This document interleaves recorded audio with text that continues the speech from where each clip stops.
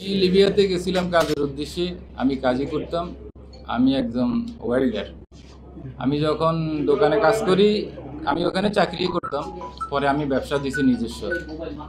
সকালবেলায় যখন আমি দোকান খুলি, এখনও খুলি নাই, যন্ত্রপাতি বাইর করছি, মেশিনপত্র বাইর করছি সাইডে যাওয়ার জন্য।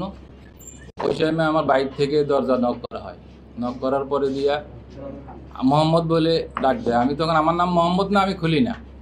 তারপর যখন বললো যে আল হোসেন, আমার নাম আলমগীর হোসেন, যখন বললো হোসেন, তখন আমি মনে করছি যে পরিচিত লোক। দরজা খুলছি, দরজা খোলার পরে দিয়ে দেখি ওই দেশের একটা বাহিনীর নাম আছে মিলিশিয়া, গাদ্দাফিরে যারা মারছে ওই বাহিনীটাই। তখন আমার মাথা বাড়ায় পিস্তল দিয়ে বাড়ি দেয়। বাড়ি দেওয়ার পরে আমার অ্যাকচুয়ালি অনেক মানে চেঞ্জ হারিয়ে যাওয়ার মতোই থাকে।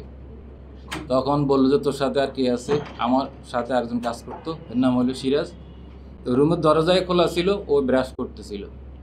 তখন রুমের ভিতরে যাই ওকেও মারে। মারার পরে বললো যে তোদের পাসপোর্ট কোথায়?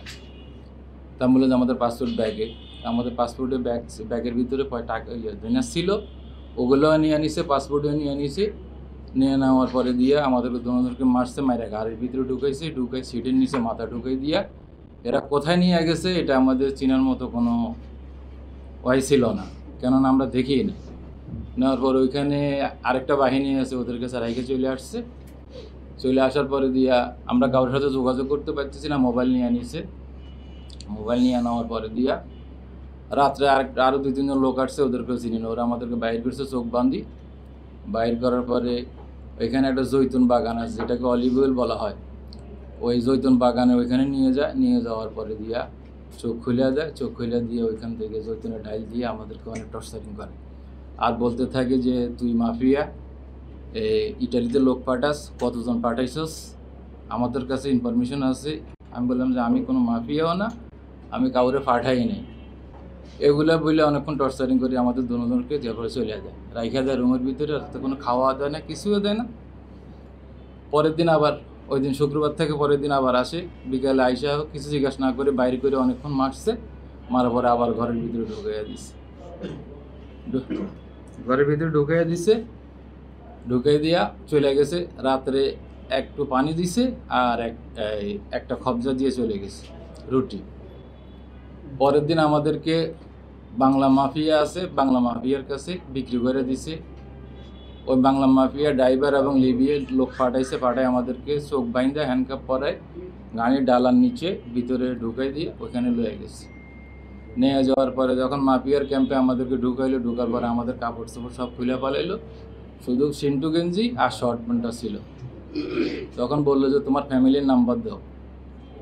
তখন আমি আমার ওয়াইফের নাম্বার দিছি। আমার ওয়াইফের নাম্বার বন্ধ ছিল। বন্ধ কেন, এর জন্য কমসে কম না হইলে আধা ঘন্টা পিটেছে যে আর কার নাম্বার আছে। আর বর্তমানে এখন যে সময় কারোর নাম্বার মুখস্থ থাকেই না। আমি বললাম যে ঠিক আছে, আমার মোবাইল নিয়ে আস, আমার মোবাইলের ভিতরে আমার ফ্যামিলির নাম্বার আছে। তখন এরা মোবাইল নিয়ে আসছে। নিয়ে আসার পরে প্রতিদিন আমাদেরকে 3বার করে পিটতো। খাওয়া তো দিতই না। 2টা বিস্কুট, সকালে 2টা বিস্কুট দিলে আর 7-7 ঘন্টা কোনো খাওয়া দিত না। কোনো দিন দেখা গেছে যেদিন, তারপরে দিয়ে রাত্রে আমাদেরকে তো রাত্রে উঠে বলতো বাড়িতে কল দাও। কল দেওয়ার পরে বলতো যে 5 লাখ টাকা ব্যাংকে যাইতে বলো, যায় 5 লাখ টাকা দেওয়ার জন্য। তো ফ্যামিলি টাকা ম্যানেজ করতে পারবে না, দিব কোত্থেকে? এর জন্য প্রতিদিন আমাদেরকে টর্চারিং করতো, খাওয়া দিত না। কখনো মুখ বাইন্দা, হাত বাইন্দা 3-4 জনে পিটতো, পায়ের তাওলায়, বাজুতে, রানে, সব জায়গায়। কিছু কিছু জায়গা আছে যেটা আপনাদেরকে বলাও যাচ্ছে না, ওগুলোও অনেক টর্চারিং করতো। এই আর কি, এই জন্য কী বলবো আর, যেটা টর্চারিং যেগুলো করতো সেটার ধারণাই নাই আপনাদেরকে। আপনি একটু দেখেন না, বুঝাইতেও পারতেছি না আপনাদেরকে কী বলবো।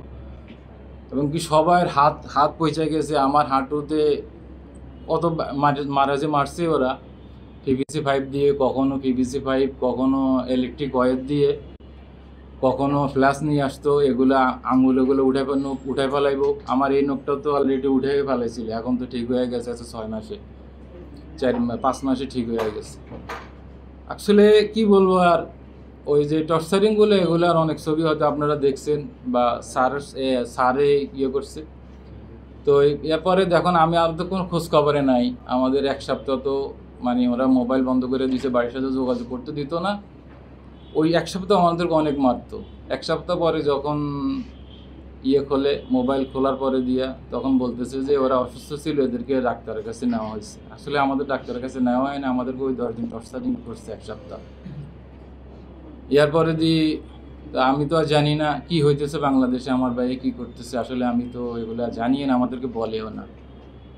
তো যখন ওনাদের একজন গ্রেপ্তার করা হয়, ওরা আমরা জানি না কিন্তু হেরা তো জানে, আমাদেরকে আরও বেশি মারতো যে তোরা বসে শেয়ানা হইছস, শেয়ানাগিরি দেখাইতে আসছস, টাকা যখন না দিবি তোদেরকে গুলি করে ফেলাই দিব। প্রতিদিনে মারতো। আর আমাদের দাঁড়াবো যে ওইটার কোনো শক্তি ছিল না, আমাদেরকে দাঁড়াইতে হইলো, দুইজনে ধরে দাঁড় করাইতে হইতো। এরপরে যখন পতন এই যে যাকে ধরছে আমার ভাই, এই যে স্যারদের সহযোগিতায়, তখন আমাদেরকে আবার এক সপ্তাহ চুপ রাখছে, মানে আমাদের ফ্যামিলির সাথে যোগাযোগ করতে দেয়নি। এক সপ্তাহ পরে যখন আবার খোলার পরে যদি টাকা দেওয়ার পরে যখন এই আমরা 2-4 লাখ টাকা, আমি সিরাজ, আমার দুজনকে একসাথে গ্রেপ্তার করে অপহরণ করছিল, তখন 2-4 লাখ টাকা যখন দেওয়া হয়, দেওয়ার পরে তখন আমার ভাই এবং স্যাররা সহযোগিতায় ওই আসামিকে যাদের কাছে টাকা ঢুকছে এদেরকে ধরা হয় আর কি।